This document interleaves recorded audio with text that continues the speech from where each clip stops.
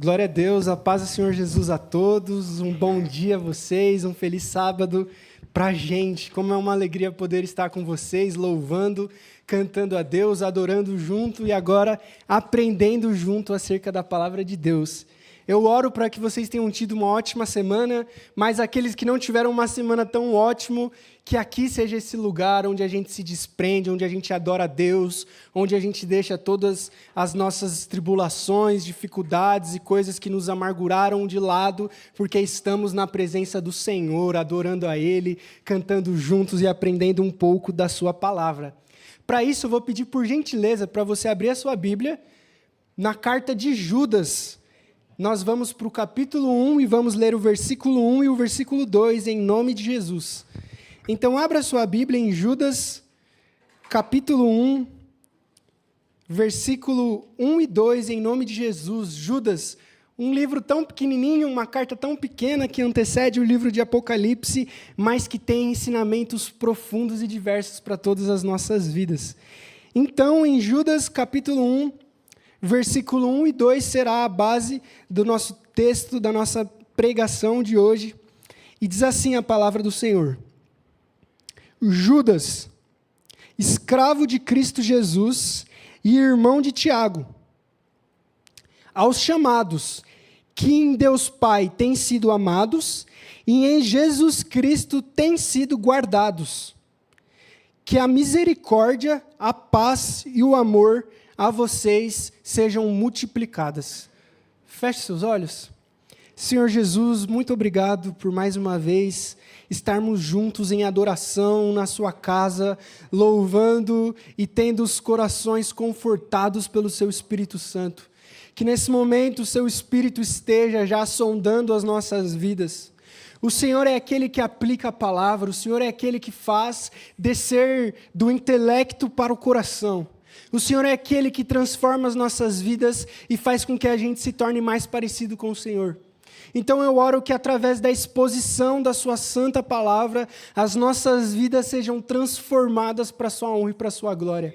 Esteja conosco nesse momento, abra os nossos entendimentos e que o seu poder e o seu amor seja glorificado e exaltado através de nós. Em nome de Jesus. Amém. Pode se assentar, meus irmãos e minhas irmãs.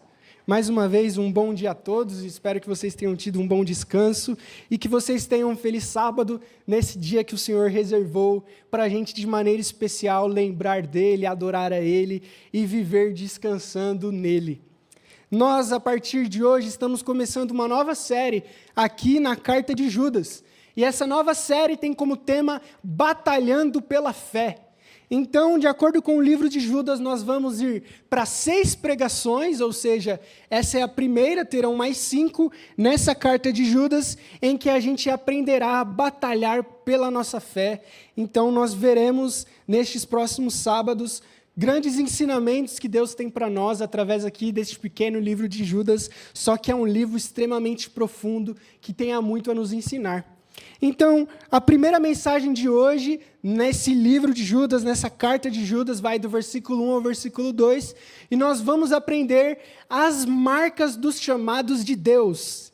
Como diz, e recapitulando aqui o nosso texto, diz assim a palavra do Senhor.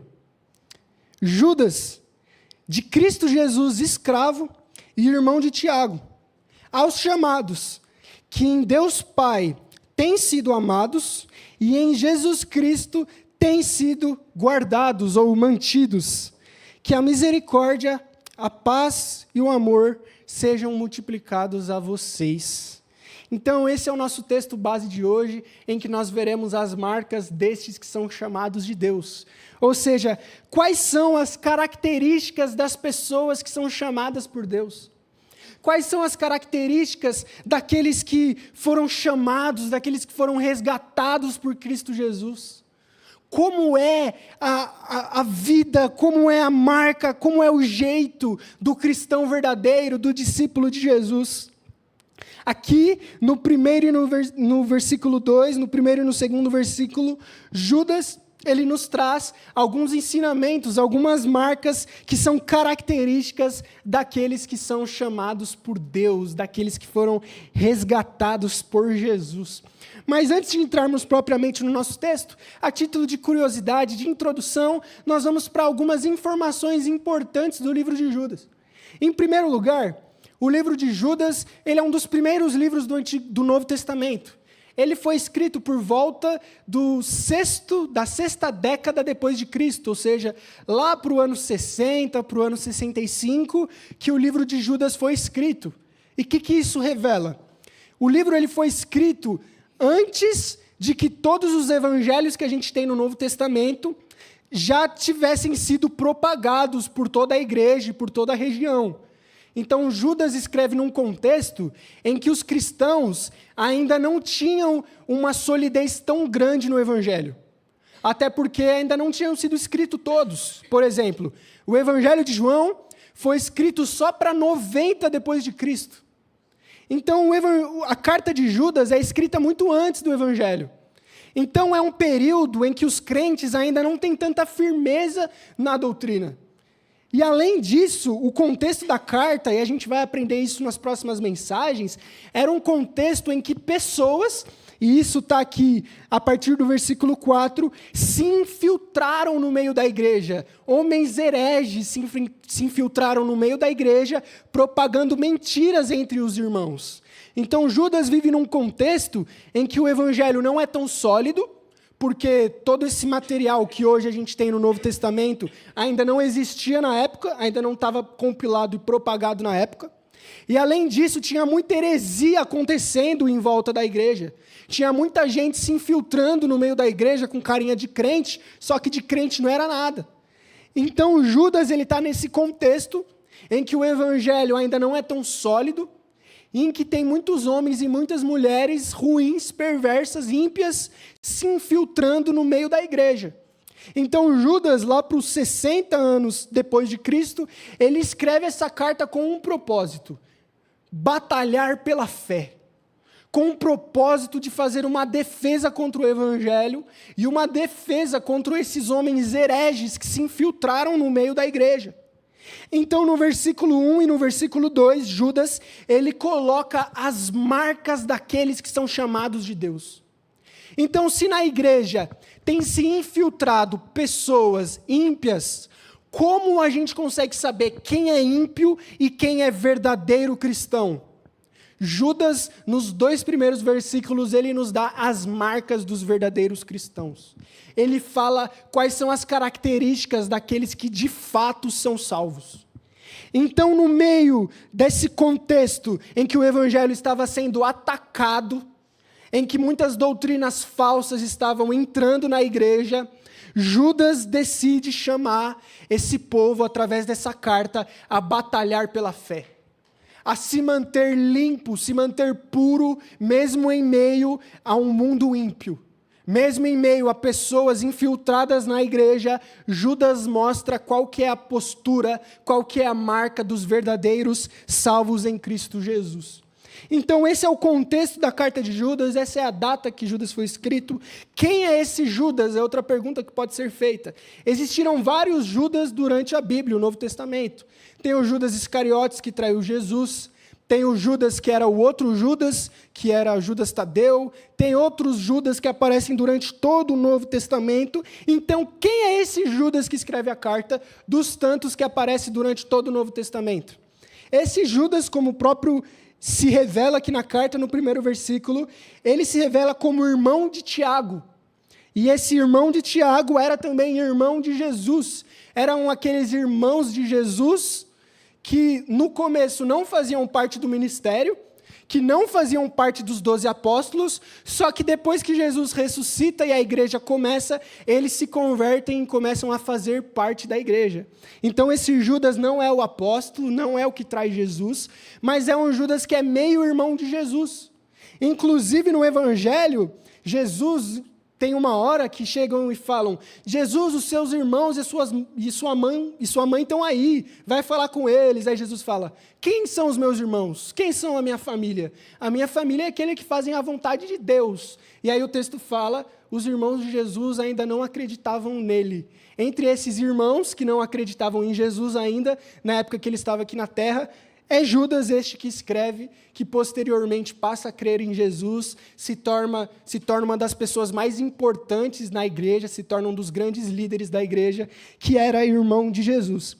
Então este é o autor da carta, a carta foi escrita lá para os 60 depois de Cristo, e o contexto da carta é um contexto em que as heresias têm atacado a igreja, em que o evangelho não era muito sólido, e Judas escreve justamente com esse propósito, de trazer firmeza no evangelho, de chamar os crentes da igreja a batalharem pela fé e mostrar a diferença entre esses ímpios e hereges que estão no meio da igreja e os verdadeiros cristãos e os verdadeiros salvos.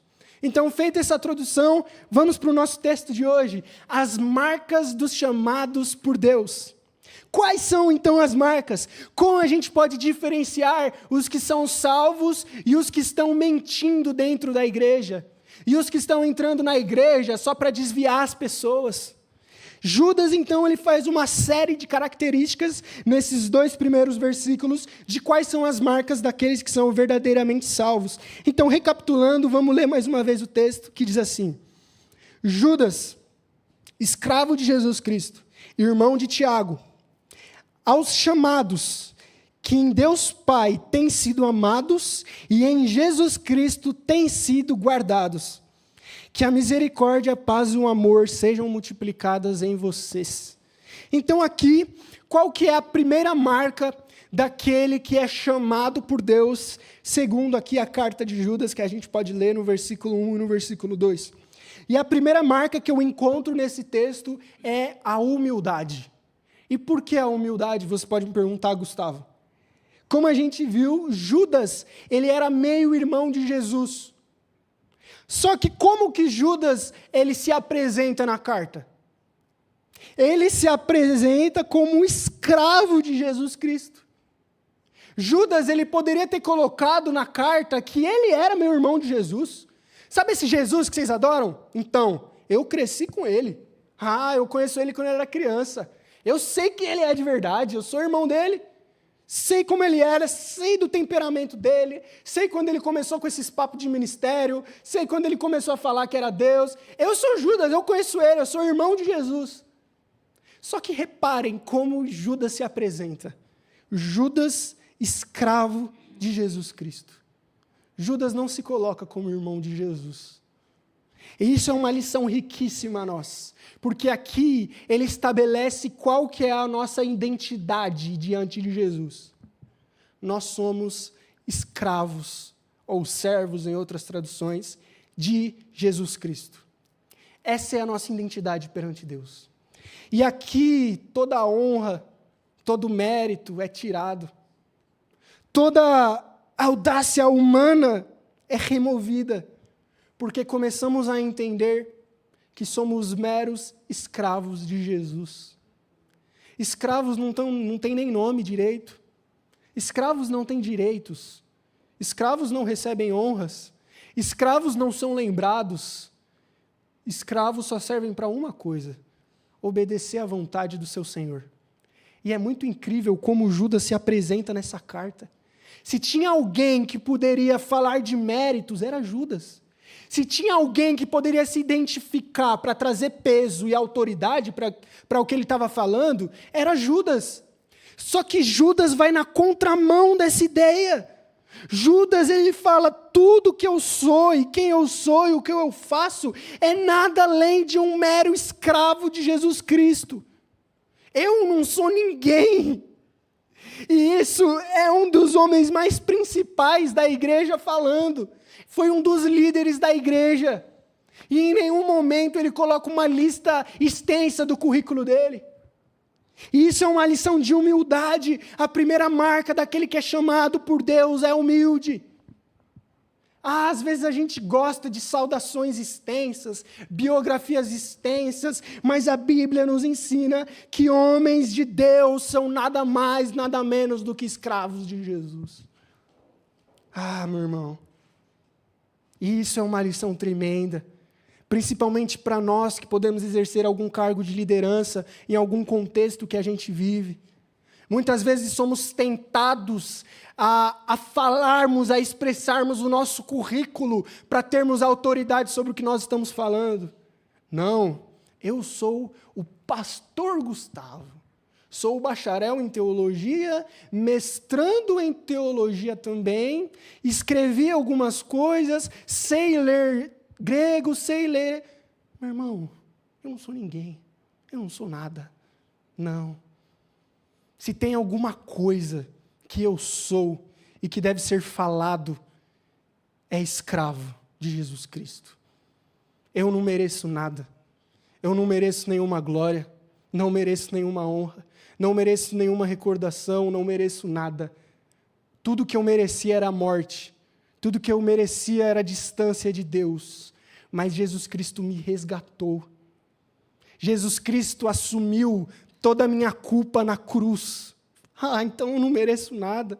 Eu não consigo cobrar nada, eu não consigo falar que eu sou nada. Tudo que eu sou era um perdido pecador que foi salvo e alcançado pelo meu Senhor. Então eu não sou ninguém além de escravo de Cristo Jesus.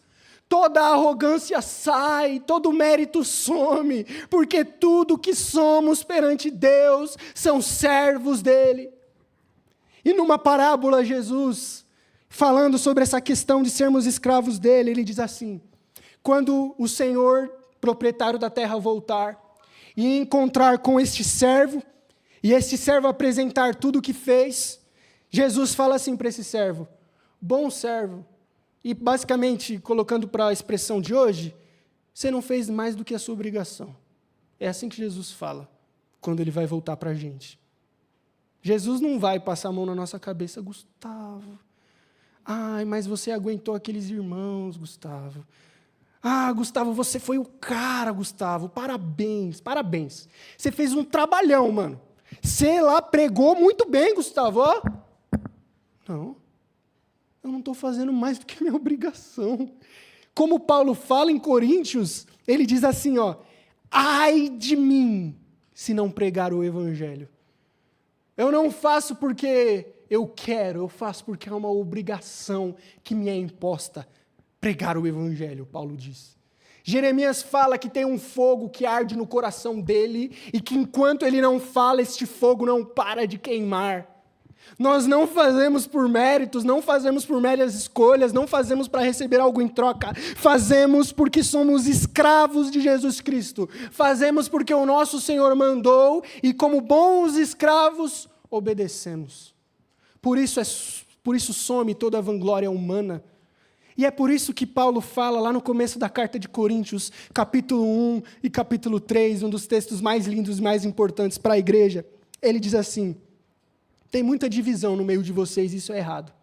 Tem gente que está falando, eu sou de Paulo, outros falam, eu sou de Apolo, outros falam, eu sou de Jesus. E aí ele fala, quem é Paulo? Quem é Apolo? A gente é escravo de Deus, a gente não é nada.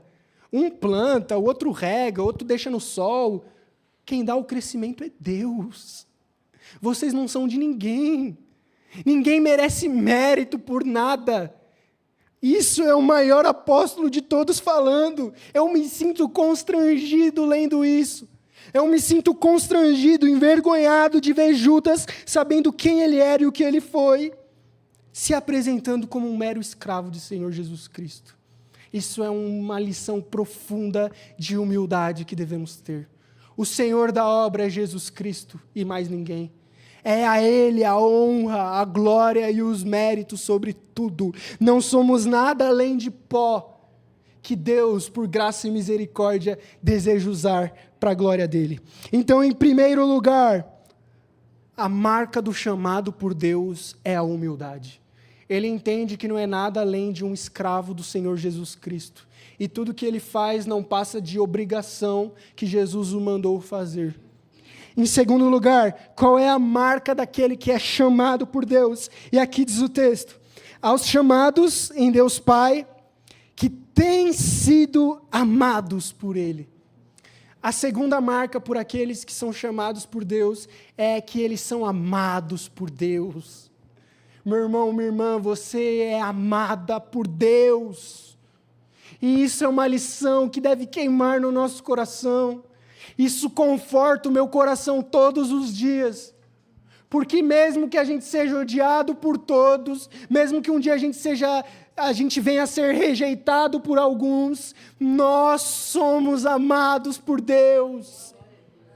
Mesmo que um dia a pessoa que está do seu lado te traia, mesmo que um dia a pessoa que diz te amar te engane, mesmo que um dia você seja odiado, traído, maltratado, creia, você é amado por Deus. E isso basta. Uma vez que eu sei que eu tenho um amor, que eu tenho Deus me amando, não preciso mais do amor de ninguém. Se vier, eu fico muito feliz, eu adoro. Quem não gosta de ser amado e amar, é fantástico. Mas se eu não for, tudo bem, Deus já me ama. Aquele que tinha motivos para não me amar, se tinha alguém que tinha algum motivo para não amar você, esse alguém é Deus. Porque se tem alguém que conhece você e conhece eu, é Deus. Se tem alguém que sabe os seus maiores podres, é Deus. Se tem alguém que sabe os seus pecados secretos, é Deus. Então, se tem alguém que tinha algum motivo para te odiar, era Deus. Só que Judas afirma que aqueles que são chamados por Deus são amados por Ele. Por que isso? Como isso? Não queremos entender, mas Jesus nos amou. Mesmo quando nós éramos perdidos, mesmo quando não merecíamos, Jesus olhou para você e olhou para mim e decidiu te amar. E Ele se entrega na cruz do Calvário para que hoje você e eu, ao olharmos para o sacrifício de Jesus, a gente possa falar: eu sou amado por Deus, eu sou querido por Deus, o Pai me ama, Deus escuta as suas e as minhas orações, Deus ama você, Deus quer o seu bem, Deus te considera, Deus ama você, você é amado por Deus. Nós não somos daqueles que têm a ira de Deus sobre, nós não somos daqueles que têm uma condenação futura, mas nós somos aqueles que são amados por Deus. E o mais incrível é que esse verbo aqui, ele é conjugado num sentido em que a gente foi amado por Deus, em que a gente é amado por Deus e a gente continuará sendo amado por Deus. Ele engloba todos os tempos verbais. A gente é amado, a gente foi amado e a gente será amado por Deus até o nosso último dia, porque nós somos chamados por Ele. Então a segunda marca daquele que é chamado por Deus, essa pessoa tem um amor do Pai na vida dele. O Pai te ama. Ele segura na sua mão, Ele é aquele que te fortalece nas suas lutas, Ele é aquele que cuida do seu coração. Eu estava conversando com minha mãe esses dias sobre oração, e a gente estava refletindo junto, e a gente chegou a uma conclusão que muitas vezes a gente se engana, achando que Deus só quer as nossas orações bonitas. Às vezes a gente acha que Deus só quer as nossas orações quando a gente está decidido, quando a gente sabe o que a gente vai pedir, quando a gente está de bem com todo mundo. Meu irmão, isso é mentira. Sabe aquela sua oração, quando você não está nem com vontade de orar? Deus ama essa oração. Sabe aquela oração quando você está com o coração apertado, quando você está com raiva, quando você quer falar e desabafar tudo? Deus quer essa oração também. Sabe aquela oração de tristeza, quando você fala: mas por que, Deus? Por que tem sido assim? Por que as coisas estão comigo? Deus também ama essa oração, porque Deus é alguém que te ama.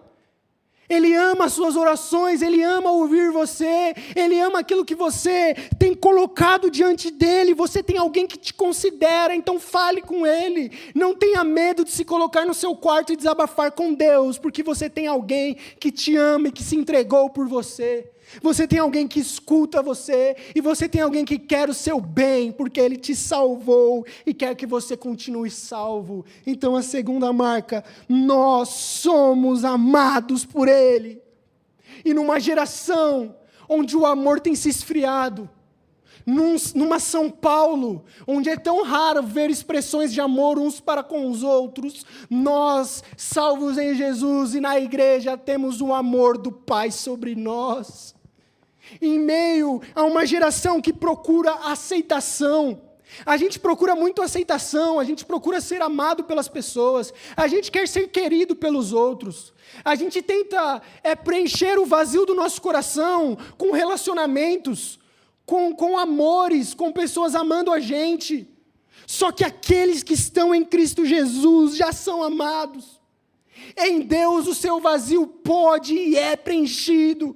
Você não precisa de ninguém, você não precisa de mais nada. Em Deus, chamado por Ele, você já tem tudo. Você já tem um amor dEle que preenche todas as áreas da sua vida e todas as suas coisas. Em Deus nós já temos a plena satisfação pessoal. Nós não buscamos satisfação nas coisas, nós não buscamos prazer nas pessoas e nas coisas, porque o nosso prazer, a nossa satisfação está em Deus e Ele nos supre em tudo, porque nós somos amados por Ele. Em terceiro lugar, a terceira marca daqueles que são chamados por Deus, eles são guardados por Cristo Jesus. Eles são mantidos por Jesus. E isso faz sentido, porque nos últimos versículos, Judas vai fazer a seguinte afirmação. Isso na carta de Judas, versículo 24, olha o que ele fala. Aquele que é poderoso para protegê-los de tropeçar e apresentá-los sem mácula com grande alegria diante de Deus. Jesus é aquele que nos guarda. Jesus é aquele que mantém você salvo. É como Jesus diz em João capítulo 10, essas são as minhas ovelhas, ninguém as arrebatará da minha mão. É como Paulo diz em Romanos 8, nem morte, nem vida, nem anjos, nem problema, nem dificuldade vai afetar o amor de Deus sobre você, porque nós somos guardados por Cristo Jesus. Nem altura, nem profundidade, nem nada nos separará do amor de Deus, nem fome, nem perseguição, nem tribulação, porque nós somos guardados por Ele. O mal não afeta você, porque você é guardado por Jesus. Os pecados não afetam mais sua vida, porque você é guardada por Ele. A maldade não tem mais poder de afetar nós, porque nós estamos debaixo de Jesus Cristo. Não existe mais trabalho, não existe mais essas conversas de coisa feita contra você, meu irmão. Você é guardado por Jesus, nada te afeta, porque maior é o que está em você do que o que está no mundo. Em Jesus nós somos guardados, nós somos mantidos.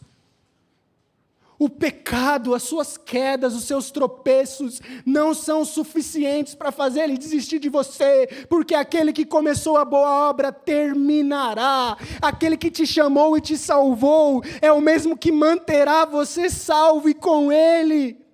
Assim como a salvação das nossas vidas não dependeu de nós, mas foi uma graça de Deus, a continuidade da salvação também continua sendo um presente de Deus a nós.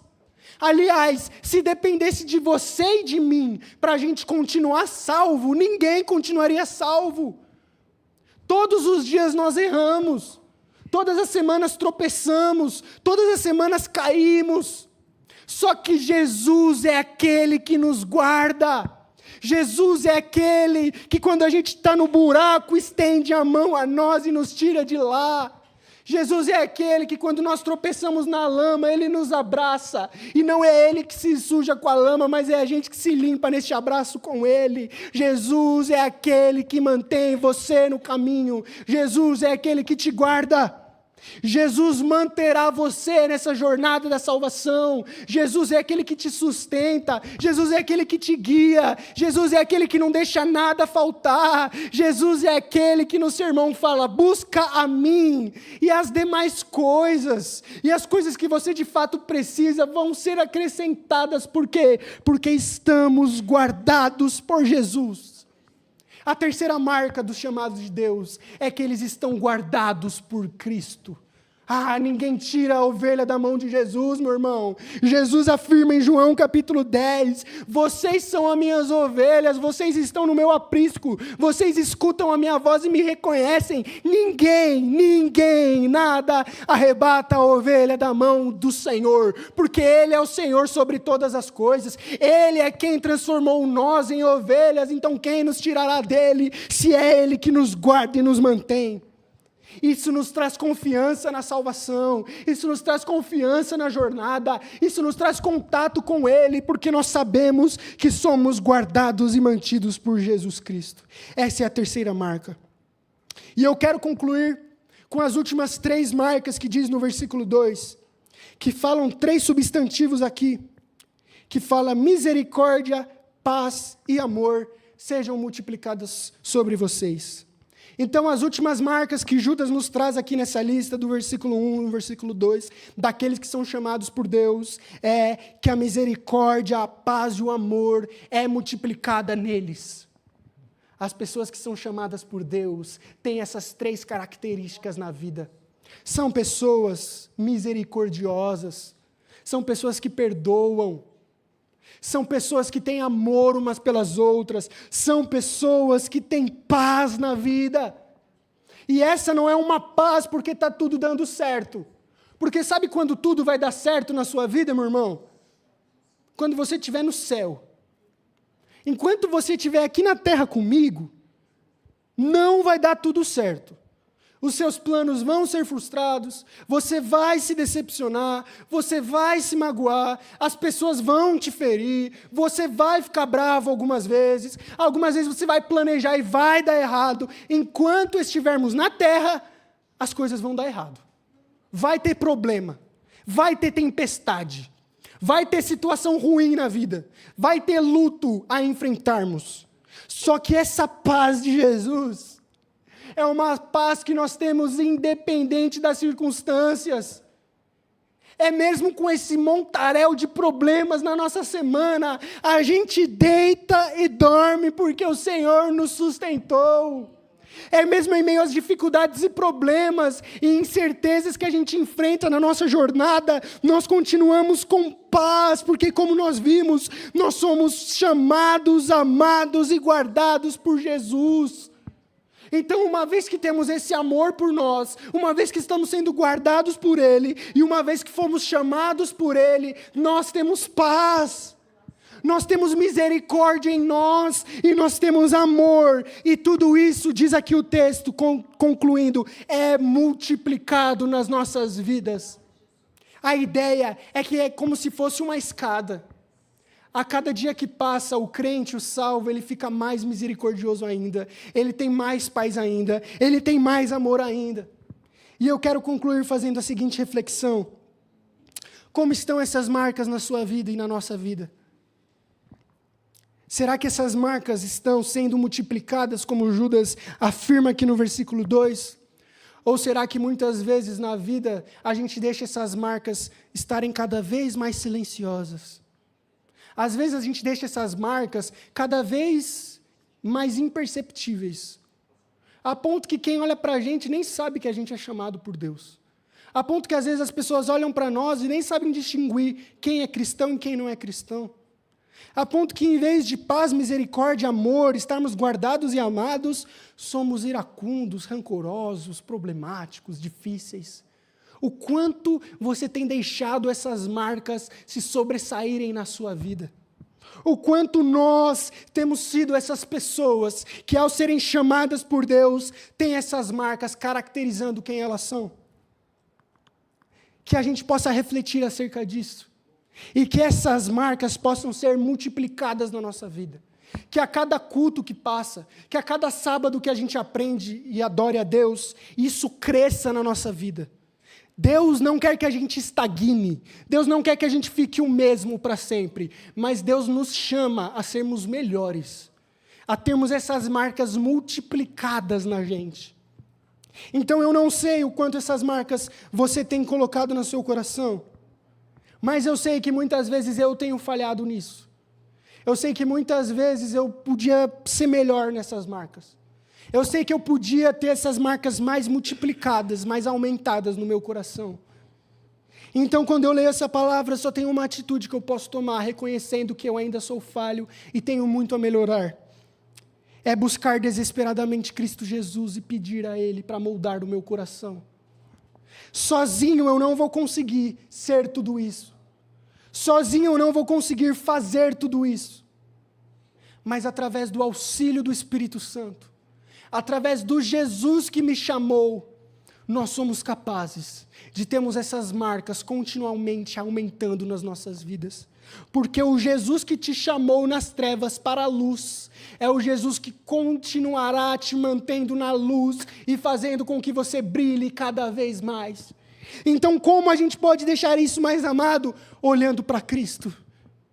Reconhecendo a necessidade e a dependência em Jesus, porque assim nós poderemos ser estes que têm essas marcas no coração, estes que têm essas marcas na vida, estes que foram chamados por Deus e foram transformados em Jesus.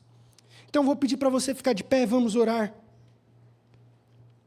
Através do sacrifício de Cristo, todos nós que uma vez éramos perdidos, que uma vez estávamos acabados pelo pecado, que uma vez éramos totalmente o contrário do que cita esse texto, através do sacrifício de Jesus fomos transformados, e este sacrifício está aberto a todos ainda hoje. Todos que olharem para a cruz e aceitarem esse sacrifício de Jesus, podem ser transformados de pecadores, de ímpios, em pessoas que são chamadas, amadas, guardadas, pessoas que têm misericórdia, paz e amor na vida delas, pessoas que têm essa humildade, porque o sacrifício de Jesus nos transformou em novas criaturas. Então que nós possamos olhar para a cruz e viver essa nova criação que Cristo nos garantiu lá.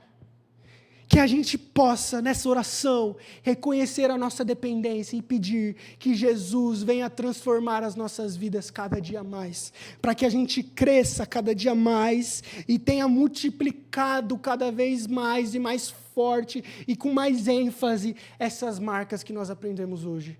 Feche seus olhos. Senhor Jesus, muito obrigado. Muito obrigado porque mesmo sem merecermos, o Senhor nos chamou. Mesmo ainda perdidos, o Senhor olhou para nós com amor e decidiu chamar pecadores que viviam nas trevas para hoje viverem na luz. Então eu oro para que o Senhor nos mantenha nessa luz e que essa luz brilhe cada dia mais forte. Que nós possamos brilhar cada vez mais no meio dessa geração corrompida e desse mundo perdido pelo pecado.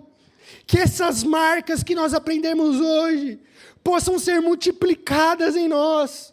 Que cada dia mais a gente tenha mais e mais dessas marcas nas nossas vidas.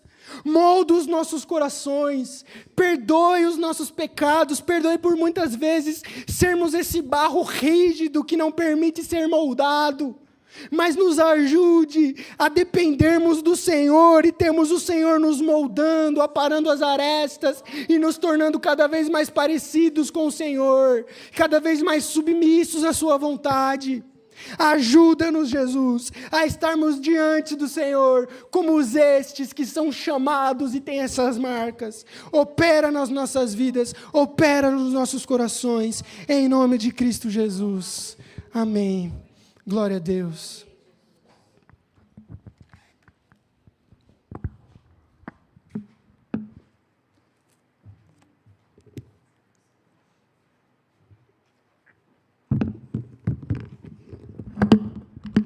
Feche seus olhos, a capela nós vamos cantar. Diante dessa mensagem, nós temos que pedir ao Senhor.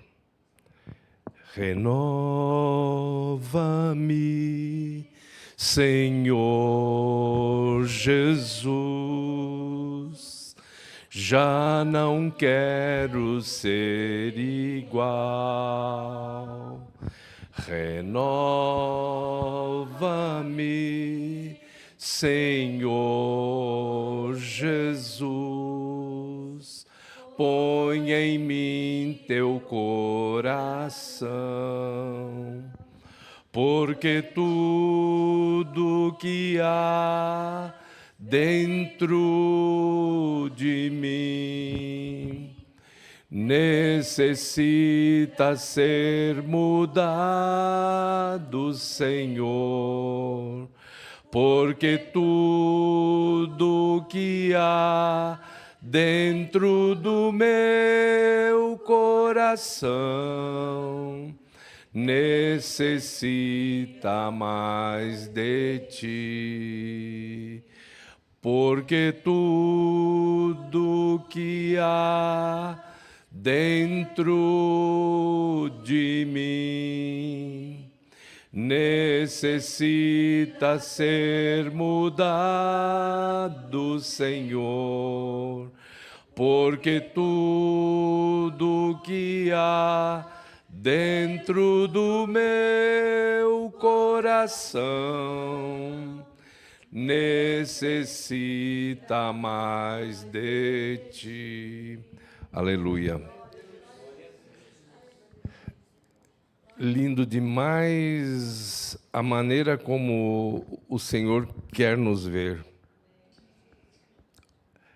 Para muitos que gostam de outros tipos de poder, que não aquele que é o poder de ser filho, que é o poder do Evangelho.